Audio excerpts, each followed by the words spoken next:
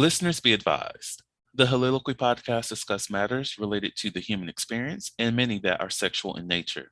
Due to this, some conversations may surround triggering topics such as sexual violence, self-harm, abuse, and much more. Please be advised, a list of crisis and psychological resources will be available in the show notes of this episode. With that said, let's get started with the show.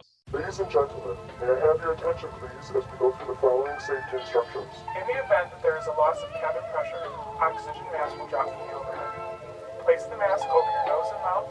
Breathe normally as oxygen is flowing even if the mask is not inflated. Be sure to adjust your own mask before helping others.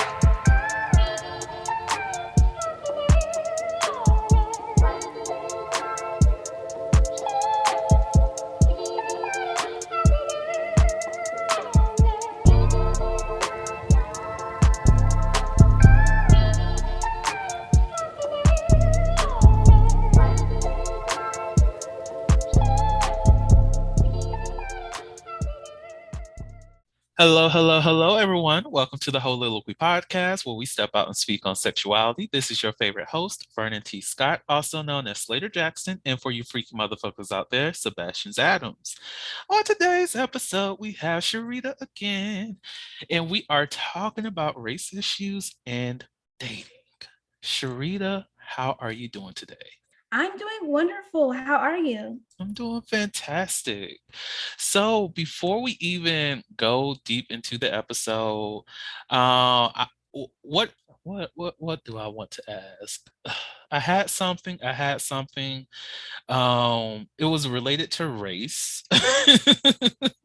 And dating, maybe? Exactly. See, you can read my mind. Look at that. Oh my God.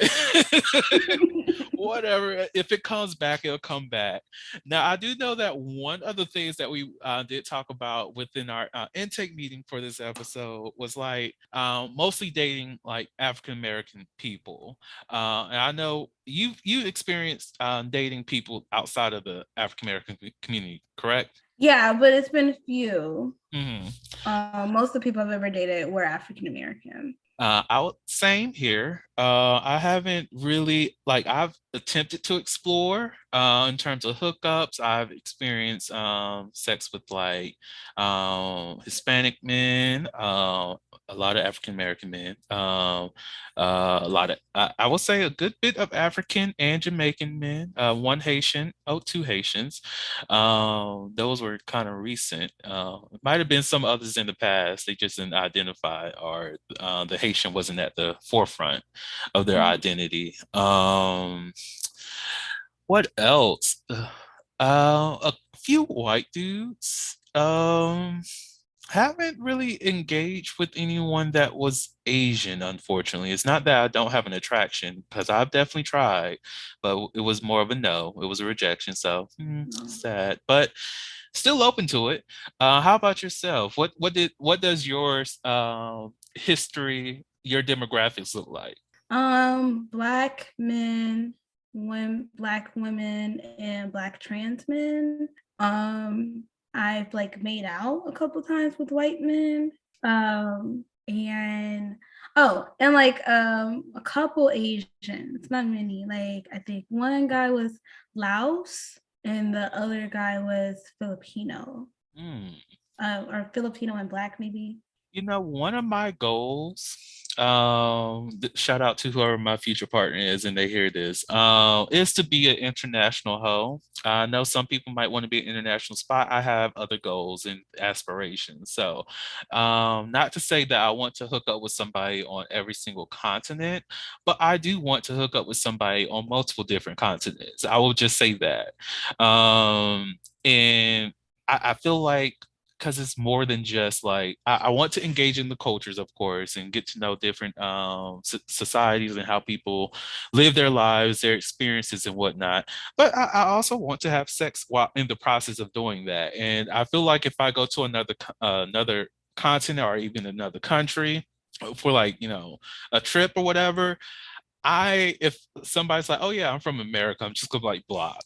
I don't know. I don't know. Would that be fair to do that? I don't think that's fair because like they might be from America, but they may have friends that are not. Like if depending on how long they've been there. Oh, true, true, true. I don't know, because I'm not trying to do a destination hookup.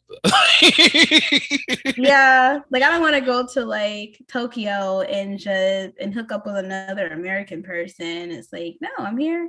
Let me experience the culture. Right? And it's like, am I going to see you when I come get back? If not, well, no, I don't know. I don't know. I don't. Maybe if I come across that scenario in real time, I might feel something differently. But I don't know. In this moment, I'm just like, I'll pass. Or maybe if we're back in the States at the same time. Do you live here now? Like, what's up? What's going on? And I don't think it's like one of those hit and quit kind of situations. Just I just want to be engulfed in the atmosphere of different culture, rather than having to focus so much on like American. Mm-hmm. No, I agree because I think when I went to Jamaica, like it's really closed off. Like there are resorts in this area, but like you didn't really get to explore Jamaica for all it is unless Mhm. you made friends and relationships with people who actually lived in the area. And then you were invited to like going to the clubs or invited to like all of these different things that were actually a part of that culture and not just, for lack of a better word, whitewashed Mm. for tourists. I get that. Like, hold up. Sorry. Whenever even here, I've experienced some of that. Like whenever I go traveling places, and like when I went to New Orleans for the first time, of course, where we were on the French Quarter, and that was amazing. I loved that. It was a wonderful experience. But the thing that made that trip there even better was that I have a friend who she's from New Orleans. Brittany, Mhm. um, the Zeta, Brittany.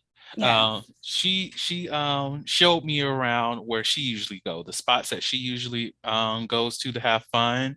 So it was more like I had a chance to like engage in the New Orleans culture the same way that those people who are native to the city experience their culture, rather than the marketplace or the places where all the tourists goes. And that made a lasting impression of New Orleans versus being on the French Quarter. Like, yeah, it's very beautiful. It's a nice place. It's fun to be there. It's a lot of people, but being on the other streets, the other uh, parts of the city, made me appreciate New Orleans a lot more. Even when people visit here in Augusta, it's like most people just go to where the Masters is, and they stay local to that area, but don't really get to see the richness of Augusta. Some people don't even look at the Riverwalk when they come here, and I'm like, that's one of the most beautiful places here. Yeah. Granted, if you travel too much within the city, you find out when the oppression starts, and you find out a lot of stuff in terms of funding. But that's a different I, conversation. I think it's the same way with Atlanta though, right? Hmm. Like you go to Atlanta, you get like kind of the like glamorized like Buckhead or even like Ponce City Market, which is really cool. But like the awesome part, like even with my job, right? I all of the locations I work in right now are directly in the hood, like in the bluff. Like I work out like one of the locations is gonna be like NLK. Like these are like this is the heart of Atlanta, right? Hmm. And so I think there's a different type of connection, a different type of culture that you're going to see in those areas versus this kind of like super like, oh no, things are really nice. There's no shooting. Hmm. This is Ponce City Market. Da, da, da, da, da. We have all these resources. Like, no, there's a lot of disparities in Atlanta where they don't have those resources, and I think that's with anywhere that you travel to. So you really, I Hmm. think it's important to get to know the people who are actually from there. Hmm. And there's a richness there too. Most definitely like places near the hood. I know you some people, okay, look, you can't just be going into every hood and think you're gonna be safe. Mm-mm. But some hoods have a lot of culture. There's a lot of personal lived experiences there that you get to learn just by having conversations with people. Like whenever you visit someplace, most I know it's very prominent up north, but you can see it some places here in the south too, where you might see some shoes hanging over like some power lines. And some people don't even know the history of that is because when a lot of Black people were dying back in the day, can't afford to put do a tombstone for somebody, so they threw up the shoes. And when gentrification happens and people are taking down these shoes, and they're not realizing that these are an homage to these people who've lost their lives. This is a representation of people who fought for the community, who've died for the community, those who might have been a participation in a gang or whatever, but these are um, mementos of people who've lived in this area, and it's something that should be respected. It's something that should be made aware of for those people who do visit, those people who do go into a community. Like when you go to like a restaurant that a lot of people be going to, and you're just like, why is this so popular? Like, this doesn't look like it's serving good food, but you go in and you take a bite and you're just like, oh my God, like this is some amazing ass shit. Like, where am I? Did I just slip into fucking Narnia? Because this is gold. Like, what is this? But like, you don't get that when you just stay in the mostly trafficked areas. You just get the glossed over experience of, okay, this is how we live here, but it's not the reality of the people that live there. 100%. I have no idea how we got into that.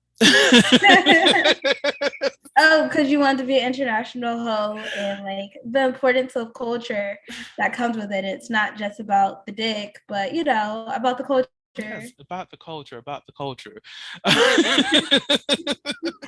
So, going back into the main topic of this episode, race issues in dating, and I know one of those issues that many people do have to come across, most definitely.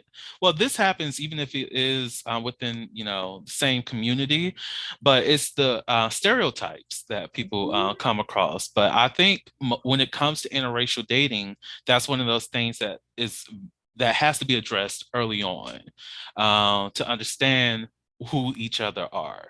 Like, I know one of the things that keeps me from dating someone who's white is what I have to understand what their knowledge of Black people is. And also, how do they view me as a sexual being? And are they willing to respect and see my full humanity? Because if not, we cannot rock together. So what is your sentiment as it relates to stereotypes and interracial dating? So for me, I agree. Like, I would want to kind of process why they're attracted to me. As we know, with any culture, right? But especially with Black culture, there's this huge fetishization that comes with it. And so is it just because you think that I have really good sex because I'm Black? Or is it just because of this? Like, why are you attracted to me? And then I would also, when it comes to other cultures, being aware of like their family dynamic as far as how they view African American culture. Because as much as I would really like that person and I think that they're open-minded, I wouldn't want to be in a relationship with someone whose parents, sisters, great grandparents hate Black people. Like, that just would not be comfortable for me. Mm-hmm. Some people are willing to go against the odds and do that, and that's great, and I'm happy for them. And some of those relationships end up really great and prosperous. But for me as a person, I don't want to walk into a family reunion and I'm looking at and everyone's just staring at me. Because I'm Black and I'm bold about it. I have locks. Like, I'm not,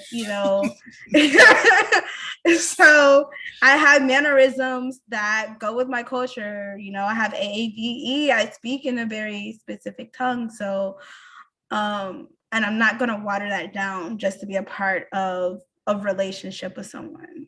And I'm with you 100% on that. Like, I was going to say I'm some people in terms of like the dating someone who has like the racist parents and whatnot. And I have a rule on that. I will date someone who's like white or whatever, and they have a racist grandparent. solely because I'm just like their grandparent is on their way out anyway. So I don't have to give a damn about them and they don't have to meet my children. So fuck your grandparents. And I said it. And but if the parents are racist, then we just cannot. And the siblings are racist, I cannot. But you did bring up a perspective that I did not even think about, and that's the family reunion. And if the majority of the family is racist, I cannot. Like, you're expecting me to deal with these people on an ongoing basis, and if my presence make them uncomfortable, then I'm going to be uncomfortable and still be authentically black regardless. It's just that I don't know how long I can be in this space, essentially.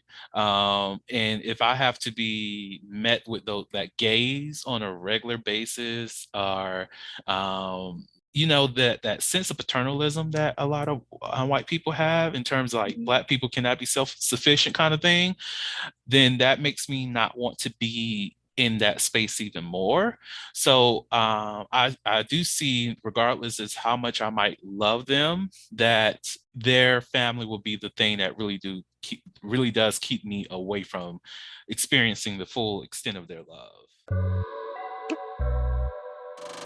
The Holiloquy podcast focuses on the variability of sexual expression. When it comes to sexual expression, we often depend on pornography to illustrate how one must perform sexually. For those who have not learned this by now, the stuff you see in porn is not real. Pornography provides a singular perspective of sexual expression that is not often the reality we see during our own sexual encounters. The Holiloquy podcast is a conversation that takes you outside of the compressed box of what many know about sex. Some of the topics we discuss includes kinks, condom usage, status disclosure, and past sexual experiences. The Holiloquy podcast steps out on sexual norms and recognizes that the norm is not the only normal. Subscribe today and join the conversation. The thing that really does keep me away from experiencing the full extent of their love. No, I agree. And then kind of piggybacking off of what you said, so I think we have to be mindful of the spectrum of racism, right? So like, yeah, maybe your grandparents were like, they were very racist. They were like openly racist. But I can't act like just because they were openly racist, but your parents are like tolerating that's okay too, right? Because I also don't want to be in a situation where I have to deal with these microaggressions because they don't realize that they're still a little bit racist and they're a little bit biased and they still kind of discriminate, but they kind of like Black people, right? Like, I don't want to be in that situation either. Yeah, that reminds me of the funny thing, and I love Get Out because they made a reference to it, but I voted for Obama twice for both terms. Like, just because you did that does not mean that is a racism-free card. Like, let's be real. Obama he was Black, but he still upheld a lot of white supremacist stuff. So let's be real about that. But just because you voted for him does not relieve any feelings of guilt or any responsibility towards what racism is and still is today. Like, doing a kind gesture for Black people does not mean you're not racist. Having a Black friend does not mean that you're not racist. Like, regardless of what you have in your inner circle does not alleviate the racist ideology that you may have. Like, even going back to that thing with paternalism. If you do not see that Black people can be self-sufficient or handle their own things by themselves, that in turn, that itself makes you somewhat, not fully, racist. Not saying that you're out here wanting to lynch Black people or anything. That's not it. It's just saying that you do have some racist ideology, or at least some kind of connection to white supremacist ideology that you individually have to work on. And of course, when you unpack those things and work towards that and make sure that you provide a safe space for other people, especially people of color, then that is better. That makes things so much more fulfilling for yourself and your relationship.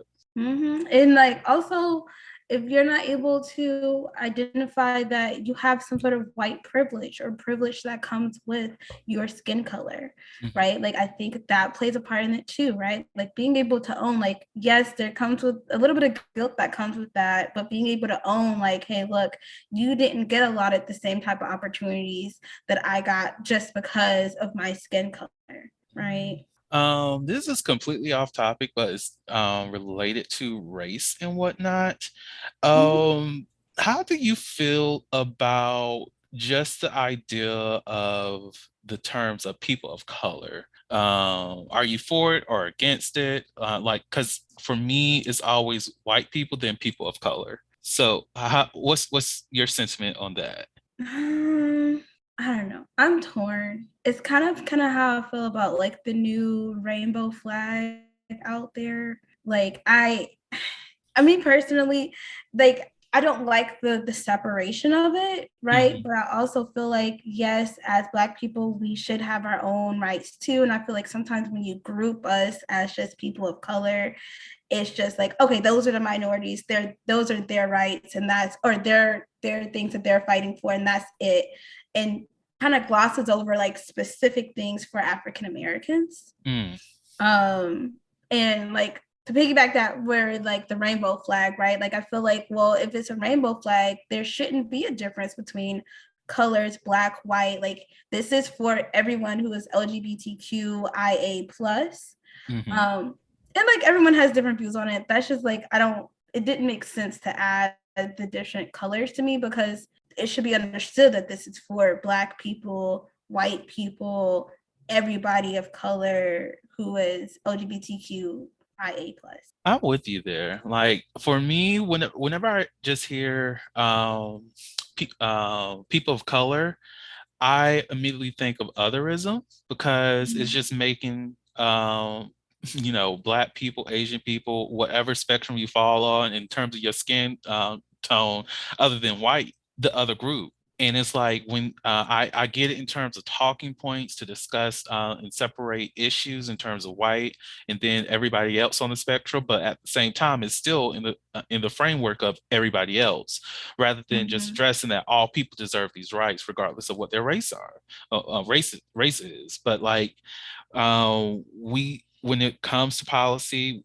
we definitely do need to make sure that we don't have those windows to what is it? To those windows that just strip the equity within the policies that we're passing. That we do make sure that we are utilizing inclusive language to ensure that everybody is going to be uplifted in whatever policies that we pass, that everyone is covered. And even if we are trying to do targeted policies to bridge those gaps, that we address the community explicitly and not just use some broad ass term that really doesn't fit everybody.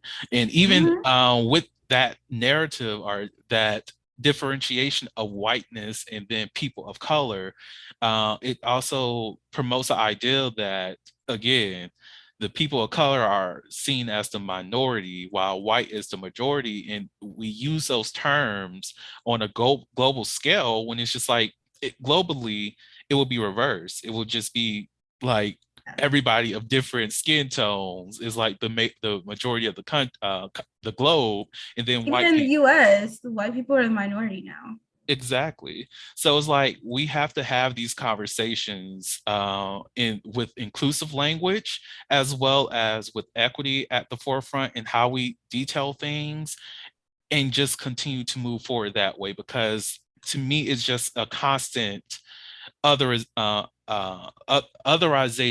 of Black, Indigenous people, Asian people, the immigrants who've moved here, as well as the South Asian community that lives in the U.S., the Arabs who live here, the Jewish people, the people who are from Israel. Everyone is considered the people of color, other than those that are Western European white. Mm-hmm.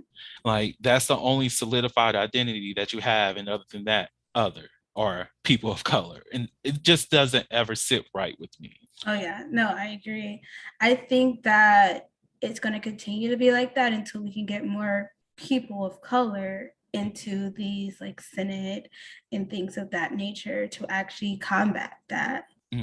That's good. A lot of our legislators is based off of white males who are in Senate or who are in these higher up positions that create this. And a lot of them are old white males. And not to wish death on anybody, but all I'm saying is I know they say evil doesn't die, but why does evil have to live to be like 80 something? Like, can they retire at 60?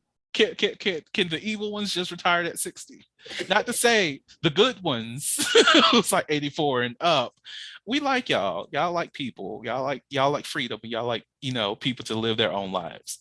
Continue to do you. You're good. You're good. The evil, retire at 64. You got all that you need. You got all that you need in life. Retire. I think that's a flaw in the system altogether. Why is it that these people who are in the Senate in their 70, 75, 80 years old in the first place? Like, most people retire at 65, right? And like, how do we ever enact change when everyone is in their 70s, 80s, or whatever? We're always gonna go with this antiquated way of thinking because those are the people that are there still. Like, why is there not a cap on that? That doesn't make sense to me. And I will say, because I've been called this before, that view is ageist, apparently. And for me, I don't think of it as being ageist. It's just more of, I believe that those people who are over 65 shouldn't be working. They should be taken care of. They should have the right to be at home comfortable. If they choose to work, they can work. But most definitely, if they decide to be in politics and be in like the Senate, if their ideology and their beliefs are not aligned with those people who are living today and will be living further and a lot longer after they passed, then they probably shouldn't be in the office, because what are they upholding? Because they're not with the current group of people. And this not to say that old people do not have a voice, because they definitely do, and their voices should be respected. And that's where the wisdom is. That's where the guidance is. So rather, if the thought is to be in politics to discuss what is really impacting the elder community to ensure that they are being treated fairly. Be a lobbyist for the elderly people to ensure that we have that. Because if we look at what's going on right now, well, when this airs, who knows what's going on. We're recording in November of 2022. So whatever happens in the future, we don't know if the elderly will still have Social Security, because that's on the chopping block right now. And that's on the chopping block, and the majority of the Senate is in that age range to receive Social Security. So it's like, there's a problem here. Right. But I think that's important. I think, yeah, I agree with what you're saying. I also feel like adding to that is like, you have to be adaptable, right? Like, I think about even my job, right? The CEO over my job, she was a lot older.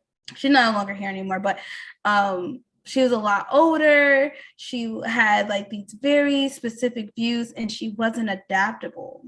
And as more like millennials started applying for the positions there, and a lot of Generation Z people started applying for the position there, we had to make it adaptable to be the employer of choice. And so I think when you are in like a Senate or somewhere where like you're making a decent amount of money regularly and you are safe and you're comfortable, worrying about whether or not other people are going to get Social Security is just not something that's going to be on your mind, right? Most people are going to be worried about what affects them and what affects the other people who are around them. Most of the time, if you're in that kind of upper echelon-esque, you're not even talking to people who are being affected by Social Security.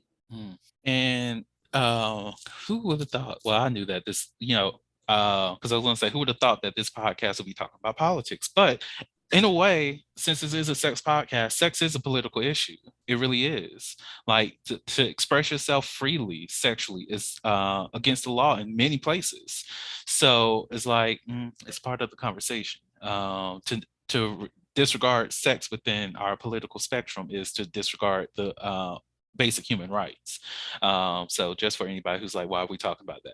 Yeah, we just go on a long tangent. And I think about it, I'm like, they're gonna be like, what does this have to do with your race and sex and dating?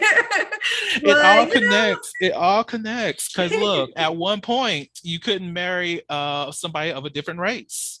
So look, making it all fit. The politics, race, sex in one podcast. Look at God. And that's on Confucius. Oh, by the way, that's a thing now. It's really not a thing but me and my friend Crystal, we're trying to make this a thing. So okay, yeah, that's on Confucius or Pluto, or on Plato, or what's the other dude's name? Aristotle. No, we don't do Aristotle, and that's on Socrates. There we go. That. What? So we got Confucius, Socrates, and Galileo. Bitch, who says Galileo? Oh. Look, Galileo got enough respect with him being a whole fucking database. Fuck him. That database is the worst. Like it really is. I remember everyone's like, "We use that for your journal articles," and I'd be like, "I'm just gonna Google Google Scholar because I don't understand how to use this." Look, it's so complicated. Like, look, some of my students, some of the students that come into the center, they just be like, "Oh yeah, my instructor said I have to use Galileo to find my articles." I'm like, "Why? Let me show this better one." And I always show them Academic Search Complete because it's so much easier and user friendly. And they were like, "Well, they say Galileo," and I'm just like, "I'm sorry, I cannot help you because that's too complicated. Like, I don't know what's going on." I never learned it. I don't know. Like like friendly advice. Like if you're looking for an article, a lot of places are willing. Like if you can see like the introduction part, if you reach out to the researcher, a lot of the times they'll let you get that article for free. They'll give it to you because they don't get paid for it anyways. Yeah. So like just friendly advice. If you see something, like there's been times where I've seen things and I'm like, oh, this is really cool just on my own. And if you like reach out to them, most of the time they'll let you get it. They'll give it to you. So. Resources. A whole nother tangent. Okay, to get back into the show. I'm sorry, y'all. Y'all could judge me. I have ADHD. Blame me. Oh, same. Two ADHD people on the same podcast. It's not okay. It's not okay. It's destruction. See, this is why mental health is important, people. So you can recognize what I'm not going on another tangent. No. I refuse. Dating. Race issues and dating. The next thing. Oh, this was actually a study. See, look, it's fitting because we're talking about databases. It's a study, the OkCupid study. Look at that.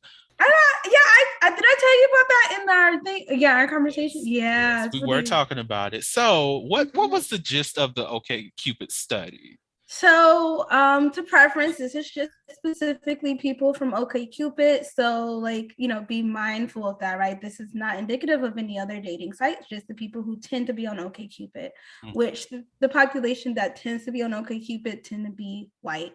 So, just kind of keeping that in mind. But based off of that study, and I'll send it to, I think I already did send it to Vernon, but based off of the study, it basically stated that African American females are on the lowest, right under Asian men for dateability. Like, so someone that they want to date, even within their own race. So within their own race, they tend to go after, the highest on that list would be white women and Asian women, and then white men. And then Black men were on that list. Like it varied. So sexually, they were higher because of sexual fetishism. But as far as dateability, they were lower. Interesting. I really do need to look into how they collected their data because I really want to know what factors they looked into in terms of dateability and then sexual interest. I find like that will be what constructs they use. Yeah, I used to remember, I think it came out like 2017. I used to remember the whole data because I thought it was super interesting, and it made sense based off of my experience when it came to online dating. Mm-hmm. Because even within, there was a whole bunch of, there's colorism within, my own culture, and then there is a lot of stereotypes on Black women, and Mm. a lot of those stereotypes that come with being Black as a Black woman is we're angry, we're controlling, we're ghetto, whatever way you want to explain what ghetto means. Um, we have no tact. There's just like a whole bunch of negative things that kind of come with it. And I've even had that from another Black person tell me, Mm. like, oh, Sharita, you're really, really cool. And I was like, thanks. And he was like, I don't typically date Black women, but, you're different. And I'm like, you're Black. What do you mean I'm different? And he was like, you're so well spoken and you're not ghetto and you're this, that, you don't have multiple baby daddies. Like, and I was like, so, but being Black as another Black person was crazy to me because it was like, we're not a monolith. And you know that we're not a monolith because you're Black. Mm. And like, you don't have 5 different baby mamas. Like, what are we talking about right now? So, Yeah, and it really amazes me when things like that do pop up, most definitely within the Black community, because I'm like, who are you exposed to on a regular fucking basis? Like, do you not know Black people? Do you not communicate with Black people? Like, I actually, I don't regret my actions that day. I made somebody run away. It was a debate that went completely left, but it was someone he was talking about like because I for the podcast listeners, y'all don't know this, but I used to live in Nashville. But when I was living there, there was this dude, because I was there to see a friend, and his friend randomly showed up, and it was his. I forget this man's name. I'm just gonna call him Nick. This Nick dude shows up, and we're having conversations, and he's like, "Oh yeah, there's so much promise here in Nashville." And I was like, well, technically speaking, is not that much promise here for Black people, because when you look around the demographics of Nashville, who's in the highest seats, it's always someone that's white, or the majority of the time it's somebody that's white. And I was explaining that to him. It's like, well, I'm like this seat in my organization, this, that, and the third, but I'm like, you're not at the top of that leadership chain either. And then he started talking about, but he gets tired of hiring all these Black women who come into the office. They got these long nails, ghetto, loud, and all this other stuff. I'm like, fam, what do you mean? Like, one, if you hire them, clearly they are able to do the job. Two, what their nails look like has nothing to do with what their job entails. Them being loud, let them be loud. If it's not disturbing anybody, because clearly you hired them. So what's the issue here? And he just kept trying to give these negative images of Black people. I'm like, but why are you not appreciating that? Because I could point out as many white people who get just as loud. Meanwhile, we were in a restaurant where most of the people are white and they were loud as hell. But we're not talking about that kind of behavior. But we're trying to what? Demonize the Black woman just for expressing themselves? Like, colored hair doesn't make you ghetto. Long nails don't make you ghetto. Talking like this and shit don't make you ghetto. Whatever, let people be them. Let them embrace the culture that we're exposed to. You don't have to make anybody feel less than because you personally feel threatened by their presence there. right. And then when we like also Black women standing up for themselves in the work community does not mean that we're angry. Like Mm. we are standing up for ourselves because we deserve to be treated equally. Because all these men, these white men who are in these work communities, they are standing up for themselves and they're saying what they want to say and doing what they want to do. We should get the same type of respect. I agree, because and that also goes over for just for somebody who might be asking. It goes over for Black men too, because I'm actually about to share an experience that I had. Like one of my former supervisors literally called an assistant director of like admissions. She's white. My supervisor at the time, she was white too. As that assistant director was leaving the office, was like, I hate that bitch. That's what my supervisor said to everybody that's in this room, and everybody heard this. And it's like, I'm over here shocked. Like, did she really just say that? Me and the black chick that was also in the room, already in our Google Hangouts, chatting about this. Did this bitch really just say that out loud? What the hell? But we having this conversation, but nobody checked her. And there was this moment where I had one pushback on trying to make sure a student had financial aid where everybody thought I was being the aggressor. And I'm just like, all I said is that we should look into other options to make sure that students can afford their schools. Like, what's so radical and what's so offensive about that statement? So it's like, within these spaces, any pushback is an argument. Any kind of fighting for yourself or even others is too much for other people to take. You should be there to do your job and your job alone. Meanwhile, people, mostly white, have that full freedom to express themselves however they want to do. Come into work semi-drunk, come into work angry as hell, slamming shit, coming to work all down and like depressed and just crying, and you just have to be there to console. And we don't have that freedom to do that. 100%. Like I remember this one coworker, her like whenever she did presentations, she would cuss and things of that nature. She was white. And she'd be like, well, that's just how I talk. Like, I just talk that way. I can't help it. That's just how I talk. And I'm like, oh, a Black person doing a presentation could never. Like, we would be called unprofessional. We would be having to sit down with our supervisor. Like, regardless of what we said, we cussed maybe twice and it'll be an issue. She cussed throughout the whole time, and it wasn't like she was cussing at someone, but that's just like slip of tongue, whatever it was. And I was like, we don't get that same allowance to be ourselves in any capacity of that nature. Exactly. Look, we had to literally pass a law to where your hair naturally, a federal law at that. And that's the problem, because the Black expression is just not professional in workspaces. Apparently. Oh yeah, and that's if you get through the interview. If you have locks, you can't, and they just say, oh, she's just not a good fit. Like, how would you, there's no way to determine whether or not like they fired you because of your hair or they didn't hire you because of it. That's even if you get through the interview. And being that like Georgia is an at-will state, they could fire you for whatever and say that it's like, oh, well, it's at will. We can do whatever we want. So Georgia is fire your ass just to step on somebody's shoes. Right. And they don't even have to tell you why. It's like, really, I mean, even if it is past that we wear natural hair, if we're at an at-will state that they could fire me for whatever. And it's just like those same beliefs. It's like something that is still within people, even when it comes to like the dating space.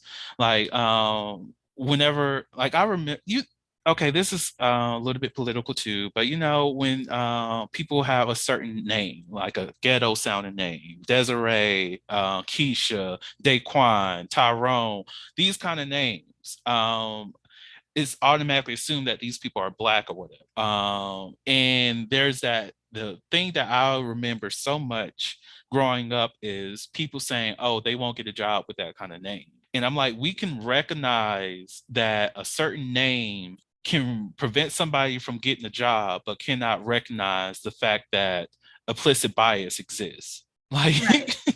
We cannot recognize that racism exists. A name can keep you from not getting a job.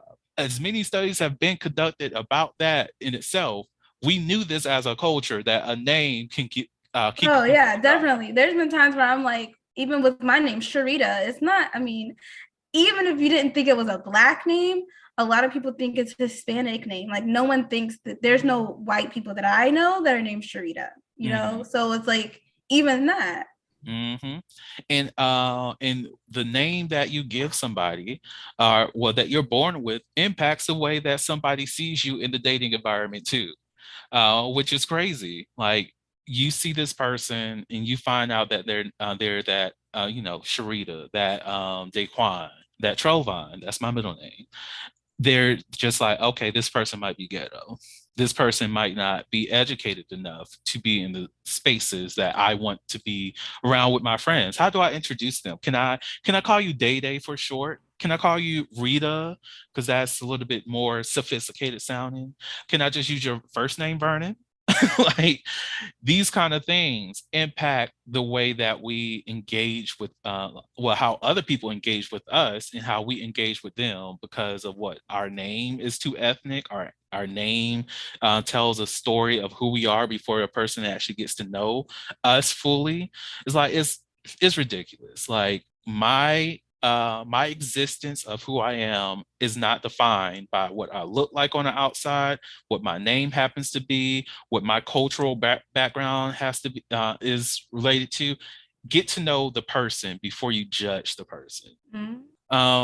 A last thing that I want to talk about, because we're talking about race issues in dating, does size really matter? Not to me. Also, I think that, I mean, people make it seem like vaginas are vaginal canals are super big. Like, really average, like 6 inches is, I mean, I guess technically 4 inches is average, but it's perfectly fine if you know what you're doing. Like, no one, I mean, most people don't even care about like 10 inches, 13 inches. That hurts. For a lot of women, that does not feel good. So I think it's true, that saying of like, it's not about the size of the boat, but the motion of the ocean. So being able to do all of these things, especially for some people who don't like penetration, I could care, like, I like penetration, but it's not like the end of the world for me personally. I'm not a size queen. I don't really care about sizes. If you can do all of the foreplay, you can do all of the other stuff that kind of, all of that intimacy that leads up to sex. Like, by the time we have sex, it's fine. Like, because I care about you and it feels good if you're at least average size. Now, if you're like micro penis, or I don't know the correct word, there's a correct word for that. But if you're like really, really small, then I guess, you know, I would still date someone like that. We just have to figure out what sex looks like in that capacity. Because I've dated trans men, right? So we've had to figure out, well, what does sex look like in that way. And I support your sentiment because I also agree that size does not necessarily matter, and I do because you know, for those people who are extremely well endowed, that I do know that that can be a hindrance for them in terms of who they can connect with and who's willing to have sex with them, because it can be alarming to see a huge dick and you weren't expecting to see something huge. I do get how that can impact their sexual experiences, their lived experiences, as well as their partners. But I also think that if, like you were saying, this is about the motion. It's the motion of the ocean. It's like if you are looking for somebody, if pleasure is at the forefront of your sexual experiences, then focus on the pleasure, not necessarily the size. What can the two of you gain from that sexual experience to please each other? If it's not like rotting the dick all the time, if it's not just the main focus of penetration, you can still arouse and please each other, even if they are very well endowed. And for those, yeah, I don't know the technical term. I probably should, but you know, I used to know the technical term, but I definitely forgot it. Same. If for those who might have a micro peen, there's still things that you can do. There's like people who actually enjoy that. If that means having to find that one person who enjoys a micro penis, they enjoy that, and I love that Also, for there's you. toys. There's toys. Yeah, I love toys. I use toys no matter what size you are. Toys are fun. They are extremely It's fun. like taking a kid to a candy shop. There's even toys like for people who do have smaller penises, where they can actually put, like, there's a suction side on their end where it connects to their penis, and they are now larger and they still receive pleasure while they're penetrating their partner. It's not body to body contact, but it's still a pleasurable experience for both parties. So there's a lot of things out here to ensure that you both people, are even more than that, are enjoying the sexual experience, and it's just being aware that it exists. But I will say that is pretty much everything that we needed to talk about in this episode because we went on so many tangents. So Yeah. we're about to get into some other tangents because we got some sets questions. So whatever happens here, people, shut the hell up. This is not a part of the episode, but it's a part of the episode. We're not going to be all down like, why these motherfuckers always switching shit up? Look, you got people with ADHD out here in this world. Appreciate it. Tangents are amazing. You learn things through tangents. So you ready for the sets question? Yeah. So have you ever joined the Mile High Club? If so, was it a stranger or someone you knew? No, I've never joined it. Would you be willing to join it? Yeah, not with a stranger. I haven't I'm not a member of the Mile High Club, and I am willing to become a member of the Mile High Club, also not with a stranger. But if I'm going to do it, I need it to be more of a private jet situation, or everybody on the plane knows what's going on. Like this is a plane for everybody going to a sex convention where people are going to be fucking, and it's all good. Then everybody on the plane is at like doing whatever the fuck needs to be done. Like for me, I don't want to do it with other people around because I'm always cognizant of the fact that there's a possibility of children being around.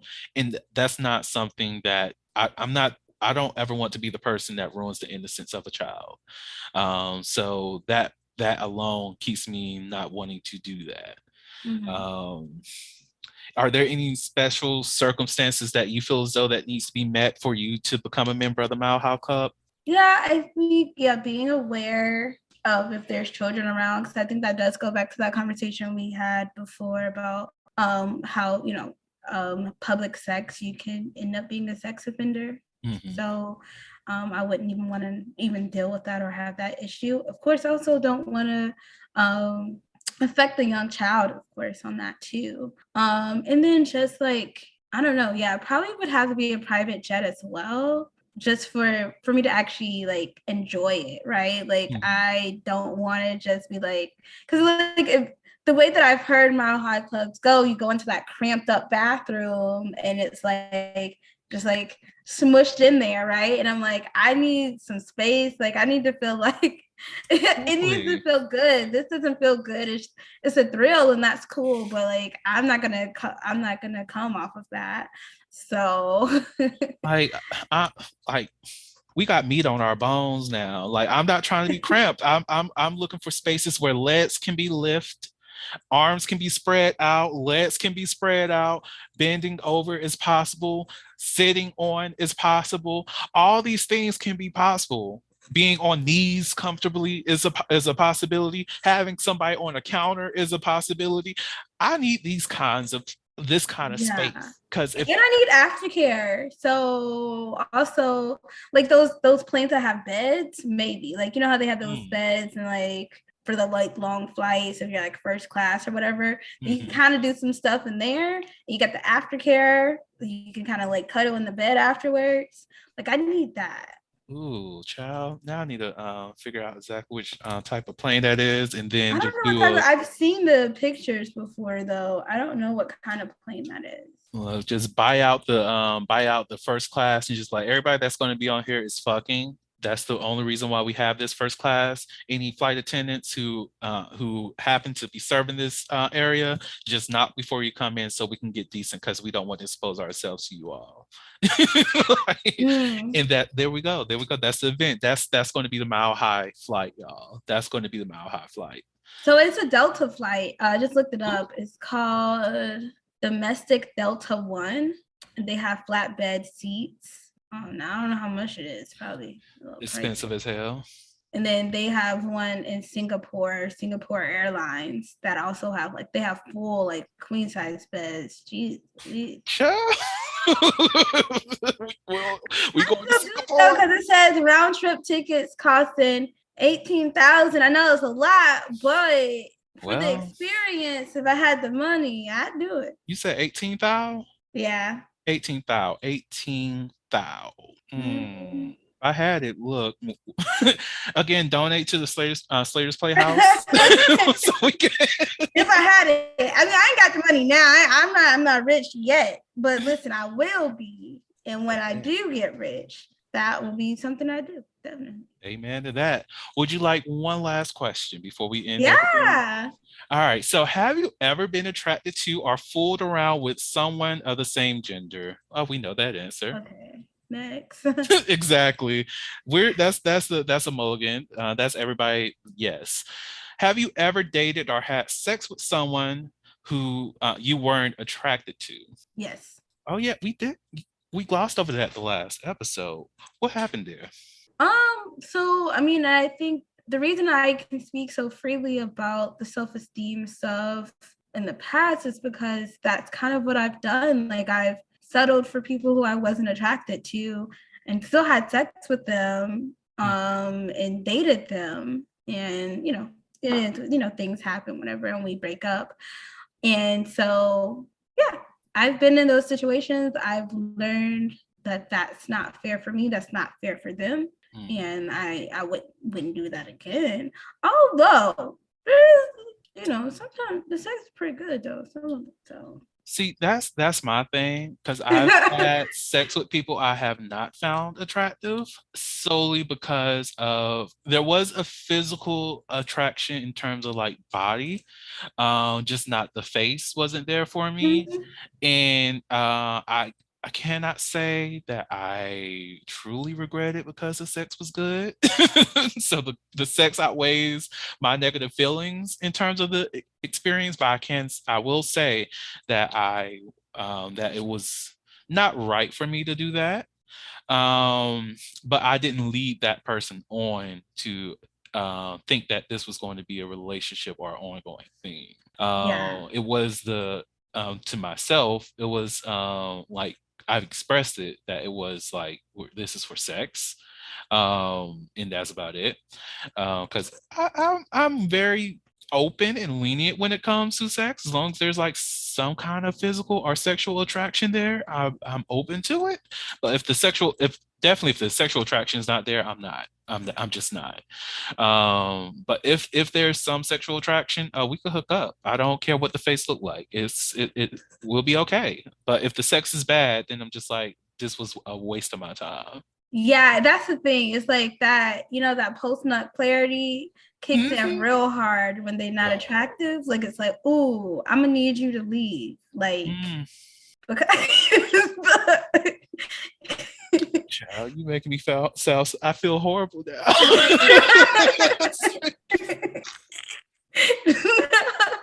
it's true. Like it's true. Like you like if you're attracted to them, it's like, okay, that's cool. Like we should do this again. Like wake up in the morning, we could do this for breakfast. But then they ugly, and then the post nut clarity kicks in. You're like, ooh, I can't. I'm gonna need you to go home. Like, what you doing? Like later? You leaving? Like now? So. Like, well, I do have. It's like 3 a.m. in the morning. I do have work in like 5 minutes. One time I was like, I only did this once. It was on a Saturday, and then Sunday morning came. I'm not religious. He didn't know that though. So I was like, look, I gotta go to church.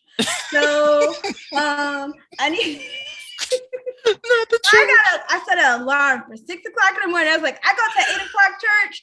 I need you. Oh, not the morning service, Lord. The morning service is only for grandma. That's the only one I make it. I need you to go and you get out of here because. Oh, child, if you know about morning service and you had to be up at morning service, you are the pissed off people in society today because grandma had. I had to do that. Yeah, growing up, it was 8 o'clock for us. And you staying like there until the last service. The only thing was like breakfast afterwards. That was the only thing. Child, our morning service, you staying for that second service too. What you mean? Oh, you was in Sunday school. Now we having church. What you mean we have done? Didn't that just happen? That wasn't church. What were we at? You woke me up at 7 a.m. We got here and now it's 10. What you mean? Over here falling asleep while y'all doing the prayer. Exactly. And that I used to love when it came to the announcements because you knew that's when church was. Child. I was on the usher though. I was one of the ushers, so I had to do the announcement. Oh, I'm so sorry. So it was like, Child, that needs to be a podcast. The trauma of the Black church. Let's talk about it. Southern Baptist specifically. What time did you get home every Sunday? You know, I used to always think that was gonna be home by 11 o'clock. And don't even talk about revival week. Oh my God. My God. Child, what you mean we going to church at 7 on Thursday? We had church. Isn't Bible study on Wednesday? We going to Bible study too? What you mean there's a guest pastor? Pastor sick? We don't need to hear him. What you mean, Grandma? No. No. I gotta go. What you mean who gonna watch? The Lord's gonna watch me. Sorry, y'all. I went back. I had a regression. Trauma. Oh my God, yes. Church confessions. Save the Lord. Save the Lord. Okay. Sharita, because we can keep this going on. I think it's time to fully end this episode. Okay. Is there anything that you would like to share with the audience? So just kind of piggybacking off we said a lot of stuff today. But just remember, no matter what color you are, what size you are, what shape you are, you're beautiful, you're deserving of love. Don't let what society or these like podcasts or anything like that say about you. You are amazing. Amen to that. And the only thing that y'all need to worry about in terms of what a podcast says is my last message. Remember that. Remember the closing message. Other than that, don't let other people script your life. Script your own life. Tell your own motherfucking stories. And that's that on that. Amen. We going to church, y'all. Not really. This episode is shorter than a church sermon. Look at God. Sharita, thank you so much for coming on to the podcast. You are loved. I appreciate you so much. To my listeners, thank y'all so much for listening to the Soliloquy podcast, where we step out and speak on sexuality. And just in case no one else told you this today, you are beautiful. You are worthy of happiness and joy. You are enough and then some. You may not live up to the expectations of others, but that is okay. You are only required to walk in your own shoes. May each day you live lead you towards abundance. With that said, love you all and see you next episode. Bye. Bye. Thank you for listening to the Soliloquy podcast, where we step out and speak on sexuality. You can subscribe to the podcast through your favorite podcasting app and find us on the web at www.soliloquy.com. That's www.heauxliloquy.com. Share the podcast with your friends and join the conversation.